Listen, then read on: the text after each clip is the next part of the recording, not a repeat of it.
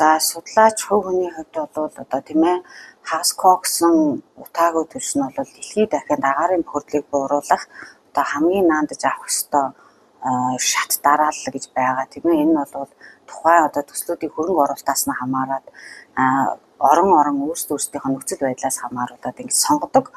За тэгэхээр одоо манай улсын хувьд өөрөө одоо нүүрс суурьтай одоо тийм ээ ашигт малтмал талдаа бол нүүрсээр хамгийн баялаг их орон.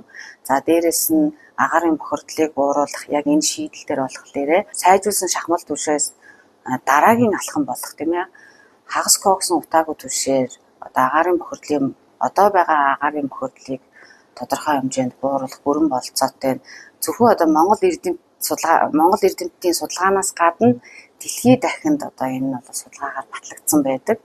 Мөн дэлхийд дахинд энэ үйлдвэрүүд нь байж идэг гарсан хагас коксын одоо утаагүй түвшийг ахуй молоод бүр цаашлаад энергийн тийм ээ эрчим хүчний салбарт хүртэл түүхийд болгоод ингээд ашиглаж байгаа юм.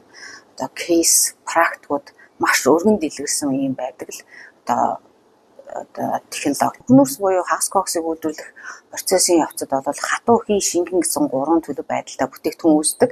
За эндээс бол мэдээж хатуу хагас коксон одоо түвшээ бол бид нар утаагүй түвшиндээ ашиглаа явчихж байгаа тийм ээ. За хийн түвшээ мөн адилхан энэ хийн түвшнээсээ бид бол одоо Улаанбаатарын агаарын бохирдлыг бууруулах боломжтой, шингэрүүлсэн нийлэг хийгээ гаргаж авах боломжтой. За мөн үүсэж байгаа шингэн бүтээгдэхүүнээс бол бид бензин, дизелийн түвшээ үйлдвэрлэх бүрэн боломжтой ийм одоо дэлхийд одоо нэвтэрсэн практикаар үйлдвэрлэлд маш олон үйлдвэрүүд үйл ажиллагаагаа явуулж байгаа ийм бэлтгэл байгаа юм аа.